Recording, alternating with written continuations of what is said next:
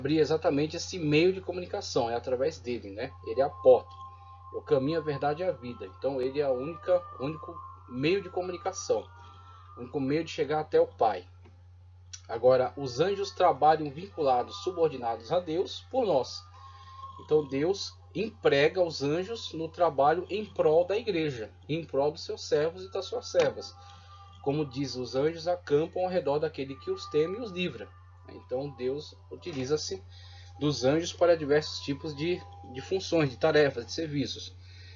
Aquilo que para nós é realizado pelos anjos, nas mitologias, nos conceitos e tradições das religiões, é realizado por outros seres. Alguns também por anjos, encaram também essa perspectiva do ser angelical. Outros como semideuses, outros ainda como gênios, né, como seres vinculados à natureza, como vi aqui na mitologia grega, né, das ninfas, faunos, náiades, né, e outros como emanações, nós vamos ver aqui. E ainda tem conceitos um tanto mais complexos, como por exemplo no hinduísmo, no budismo, que fala dos devas, né? E os devas como que seres que evoluíram, seres que estão quase alcançando o nirvana, né? Quando não precisam mais, não tem mais necessidades, nem anseios, né? Então seres que estão quase que totalmente anulados. E isso é o estado de perfeição para eles. Então, nessas gradações até chegar a esse estado de elevação, eles vão subindo por esses chamados devas, né? Então a gente vai ver um pouco sobre isso. Claro que não profundamente, que esse negócio é complicado até para eles mesmos, para nós, né? Então temos aí, começando pela mitologia babilônica ou suméria. Então a mitologia suméria, que foi comunicada para os povos que depois adentraram, se relacionaram com esses povos da Suméria. Os povos sumérios são os mais antigos, né? Depois vieram caldeus, babilônios, né, começaram a se relacionar com eles, e aí houve uma miscigenação dessas culturas. Então muito do que está presente na cultura babilônica, assíria, caldaica, é na verdade algo que foi sincretizado desde elementos mais anteriores da cultura suméria. Então temos aí, por exemplo, um gênio, né, aquilo que é tido como um espírito de atos maléficos, no espírito das trevas, né? Aquilo que facilmente caracterizamos como um demônio no sentido negativo, não naquele sentido do daimon, como eu havia falado, mas propriamente um ser do mal, que é chamado Pazuzu na mitologia babilônica. Então, na mitologia babilônica, os anjos estão presentes como semideuses, que vivem em situação intermediária entre os homens e os deuses, fazendo comunicação entre ambos, como por exemplo o Pazuzu, uma espécie de demônio. Aí vemos que mesmo ele tendo essa conotação toda negativa, inclusive fala-se que ele, pelo fato de ele estar com uma mão para cima e outra para baixo, é a dualidade aí de sentenças entre vida e morte. Então esse ser podia participar tanto na questão de livrar a pessoa de uma situação de risco maior, ou até de trazer sobre ela uma condenação e morte. Aí vemos todo o aspecto dele, né, que é um aspecto assustador.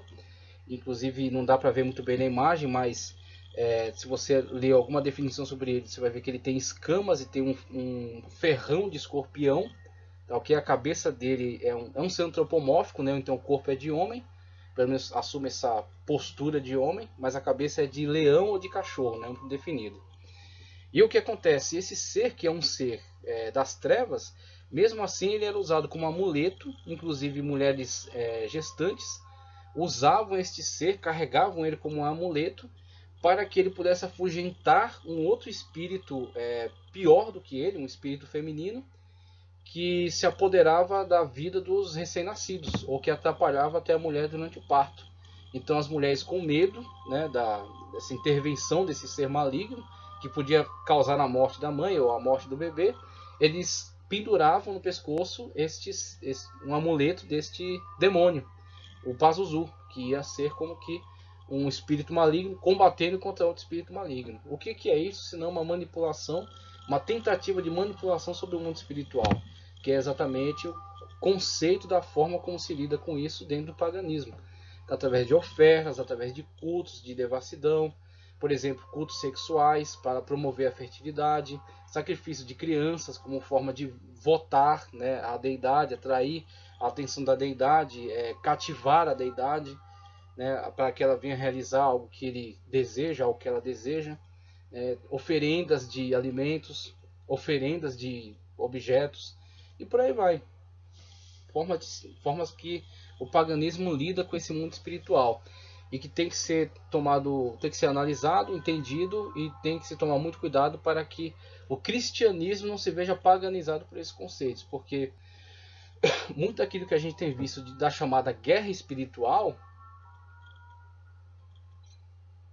e aí tem muita gente ganhando muito dinheiro com isso, vendendo apostila, dando palestra, e pregando mensagens chocantes, aterrorizadoras, né, na igreja, mantendo as mentes cativas, tem se parecido muito mais com esse tipo de religião pagã do que com a Sagrada Escritura. Então muitas pessoas que têm verdadeiro pânico, verdadeiro terror em relação ao mundo espiritual, que não podem orar em voz alta porque o demônio vai ouvir e vai promover algum tipo de boicote, né, a esta oração, de modo que ele não venha a ser atendida, como se o demônio tivesse mais poder do que Deus.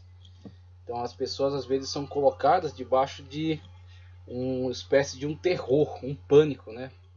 Isso na verdade para mantê-las cativas àquele tipo de conceito desenvolvido por aquele estudioso. Então ele quer que a pessoa receba aquele conceito, se veja cativa a ele e até vinculado a algum tipo de prática que ele vai incentivar, e com isso ele causa esse terror, esse pânico, e esse tipo de conceito muito mais se aproxima do paganismo do que da revelação da Sagrada Escritura. Então mesmo que hajam demônios, demônios atuem de forma poderosa, e de fato há uma hierarquia que foi lançada dos céus por causa da revolta, que nós vamos analisar melhor quando tratarmos disso lá em Apocalipse, né? Então, quando vamos ver o que a Bíblia nos diz acerca desses seres demoníacos, e que de fato eles têm uma atuação, como vimos Jesus muitas das vezes em confronto direto com esses seres, né? Expulsando demônios, praticando exorcismo, e demônios dialogando com Jesus e requerendo que não fossem destruídos naquele momento ou lançados na condenação eterna naquele momento. E aí vimos que eles estão presentes, eles causam danos, eles de fato têm poder, mas eles não têm todo o poder. Eles têm poder, mas não todo o poder. E aí a nossa subordinação, nosso temor, vamos dizer assim, o nosso respeito não é devotado a esses seres. E nem dialogamos com eles, como muitas igrejas fazem, né? Temos aí igrejas, principalmente neopentecostal, né, que tem essas manias, que fazem verdadeiras entrevistas com o demônio. E é o que o demônio fala, muitas vezes é tido como um discurso válido, né? Então, certo líder aí perguntou para o demônio, né? O que você faz na igreja do fulano de tal? Aí o demônio diz lá, eu tô lá com o apóstolo, e eu faço ele dizer não sei o que, e eu faço não sei o que e tal. E aí, ao final da entrevista com o demônio, aquele pastor, essa igreja grande, é muito conhecida, ele como que aprovou aquele discurso, falou aqui, tá vendo? Realmente é isso que ele faz lá. Só que a Bíblia Sagrada já havia avisado, informado que ele é pai da mentira e que ele vive, ele ama a mentira. Então como que o discurso dele, quando é contra outra igreja, para ele é verdade, para ele é válido? Então, veja que quando é para o seu benefício, ele aprova o discurso até do demônio. Tem certas igrejas que o demônio prega mais do que os pastores. Então é esse tipo de relacionamento que tem que ser evitado. Esse tipo de relacionamento que tem que ser rechaçado. Não pode ser aceito, porque isso é uma paganização do cristianismo. É aquilo que os babilônicos já há milênios atrás, né, coisas de 1000, 2000 anos antes de Cristo, já se relacionavam desta forma, com esses seres espirituais maléficos. Esse Pazuzu não é um ser da luz, não é um ser benigno. Não é o tipo do daimon, eudaimon, que Sócrates disse que o influenciava. Esse aqui é um ser das trevas. Só que as pessoas entendiam que poderiam ter algum tipo de influência, algum tipo de manipulação sobre esse ser para que ele trouxesse algum bem ao combater outro ser tão ruim quanto ele. Então, esse tipo de ilusão é que mantém as pessoas cativas. Existem diversas religiões que se comportam dessa forma em relação a esses seres espirituais, e a Bíblia condena, né? Então não temos, se o Satanás está dividido contra si mesmo, ou seja, se está combatendo contra si mesmo, seu reino não subsistirá. É uma lógica professada por Cristo e que de fato tem nos conduzido à verdade, né? Como é que o reino de Satanás pode combater contra Satanás? Ele não está dividido contra si mesmo. Se alguma pessoa pensa que ele está trazendo algum bem, é porque na verdade ele está lhe mostrando uma enganação e está arrancando algo muito mais precioso dele sem que ele saiba, mostrando para ele aquela aparência de bem, mas na verdade causando um mal muito maior. Então, prosseguindo aqui nas mitologias, temos a questão da mitologia assíria, tá?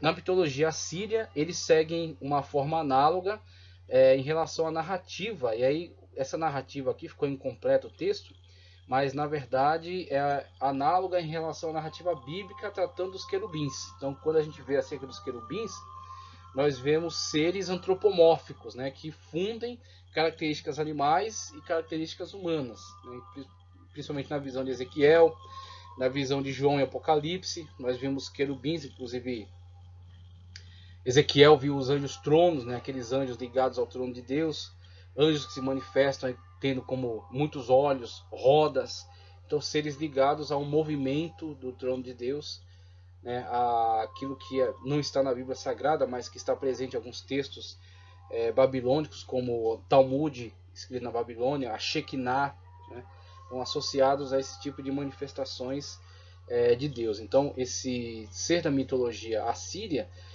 tem algumas características semelhantes à descrição bíblica dos querubins. É o mesmo ser? Com certeza não, porque uma tradição, uma mitologia, vai descrever as suas funções, as suas atribuições, o seu comportamento de uma maneira, e a Bíblia Sagrada nos traz a revelação acerca desses seres espirituais vinculados a Deus de outra maneira. Então, há semelhanças? Há semelhanças, como existem muitas coisas que são semelhantes, mas não necessariamente estão relacionadas. Na natureza está cheia disso, coisas que são semelhantes, mas têm outras origens e atendem a outros fins. Então, a narrativa, né, é semelhante, e foram encontrados pelos arqueólogos representados por seres antropomórficos, como vê-se aí na imagem, né, esse ser que tem cabeça de homem, né, barba, asas de ave, tem corpo de touro, ele poderia ter também corpo de leão, cabeça humana. Então, nesse sentido, há uma semelhança. Antropomórficos alados, chamado Shedu, tá? Shedu. Tem outro nome também que é dado a eles. Esse Shedu é o nome masculino, tem um nome feminino, Lamaço, uma coisa assim, mas não me recordo agora. Então, esses seres estão associados. Esse ser nasceu da tradição popular e foi incorporado às tradições ligadas à realeza, e eles na verdade são tidos como querubins que guardam a entrada dos palácios, por isso que muitos deles foram encontrados como obras de arte, como é retratado aí, esse alto relevo, né? Mas alguns eram estátuas mesmo, construídas de forma em tamanho colossal nas entradas dos palácios, e eles faziam a proteção, a guarda desses palácios, né? Com certeza guardando contra outros seres espirituais, né? Porque contra seres físicos eles preferiam colocar um soldado muito bem armado, né? Então temos aí a tradição assíria, a tradição romana, como já falei aqui, é o sincretismo que houve entre Roma e a Grécia, né? Então para um grego na mitologia dele é Mercúrio, é Hermes, para Roma é Mercúrio. Então temos aí os romanos também criam na presença desses seres sobrenaturais e que faziam a mediação entre os deuses e os homens, e adotaram por sincretismo a figura de Mercúrio como intérprete dos deuses. Então, um sincretismo realizado pelos romanos, que está trazendo para dentro da sua cultura a figura de Hermes da cultura grega. E eles têm não somente esse deus, inclusive Mercúrio tem asas nas costas e Hermes tem asas nos tornozelos, tá? Inclusive dentro da cultura romana vai surgir também a figura do Cupido, que é vamos dizer assim, um anjo mirim, é um anjo jovem e que fazia traquinagens, que atirava flechas, e aqueles que eram atingidos pela flecha do Cupido se apaixonavam. Então, tem também essa forma meio cômica aí da presença desses seres alados, né, esses seres angelicais, né, esses semideuses dentro da cultura romana. E na cultura grega, como se lê embaixo, os gregos sem dúvida foram um dos povos que mais produziram no campo da mitologia. A gente viu aqui, né, na cultura grega tinha os gênios, né, como os daimons, por exemplo, gênios do bem, gênios do mal, semideuses. Gênios também vão estar presentes na cultura muçulmana, no islamismo. O islamismo tem a presença de gênios, inclusive no islamismo, esses seres angelicais, a abordagem deles é mais restrita. Então você tem Deus, né? Você tem Alá, você tem o seu profeta, que é Maomé, aí você tem os outros que comunicam mensagem divina também, mas não no mesmo nível de Maomé. Então você tem na hierarquia Maomé e os demais abaixo de Maomé. Então Maomé é o profeta por excelência de Deus. Aí você tem os dois anjos que figuram na tradição judaico-cristã, né? Miguel e Gabriel, que é Gibril, Micail e Gibril, se não me engano. Vamos ver quando chegar lá no quadro acerca do islamismo. O texto que eu li na aula passada sobre a queda de Lúcifer está ligado ao fato de ele não concordar em se prostrar diante de Adão, que é uma criação de Deus. Então, provavelmente o islamismo extraiu este relato de outra cultura, ok? Isso está presente em outra cultura, em outra mitologia, e está presente também no islamismo, essa revolta, né? Essa revolta mesmo de Lúcifer, né, que é tido depois como Satanás, figura nos textos do Antigo Testamento e do Novo como Satanás, ou como demônio, ou como Diabolos, né? E a recusa dele em se prostrar diante do homem por ser o homem um ser inferior a ele, e assim ele caindo da sua condição, e sendo enviado para a terra para atormentar, para perseguir, né, o homem. O homem resiste ao diabo, e o diabo está vinculado a este ódio ao homem por não querer se submeter a ele, não querer se prostrar ante ele. Então temos aí a figura do diabo. Os anjos estão vinculados a Deus. Os anjos que são retratados são mais ligados aí aos dois que são manifestos também na cultura judaico-cristã. Existem outros anjos ligados também, inclusive existe até dentro do islamismo um conceito de que dois anjos estão nos ombros do muçulmano enquanto ele reza. Um para anotar seus bons feitos, outro para anotar suas palavras. Então tem esse tipo de relacionamento. São como que o quê? Como que gênios. Então esses dois gênios estão ligados à investigação sobre o comportamento do fiel. Aí gênios também ligados à natureza, gênios de índole boa e índole má, também na cultura muçulmana. Então aqui finalizamos com a cultura grega, cultura romana, cultura grega embaixo que estou lendo aqui. Um dos povos que mais produziram no campo da mitologia, bem como da filosofia, e a figura mediadora de Hermes, figura redundante aqui, né? Figura mediadora de Hermes, como que uma crença na realidade dos anjos, ou mensageiro dos deuses. Então, o Hermes ocupa, né, aquilo que nós chamaríamos de a posição de um anjo, o mediador, aquele que faz a comunicação entre os dois mundos. E dentro da mitologia grega assume o papel de um semideus. Então ele não é um deus do nível daqueles que estão no panteão, né, ligados a Zeus, né, aquele que encabeça o panteão dos deuses. Ele é um semideus. Ele está abaixo daqueles deuses, mas ele interage com o mundo dos deuses e também interage com o mundo dos humanos. Ele faz essa ponte de comunicação entre eles. Tá, okay? Então, dando prosseguimento, a gente entra aqui na questão do zoroastrismo. Veja, anjos e emanações no zoroastrismo. Você tem a figura de Ahura Mazda aí em tela. No zoroastrismo,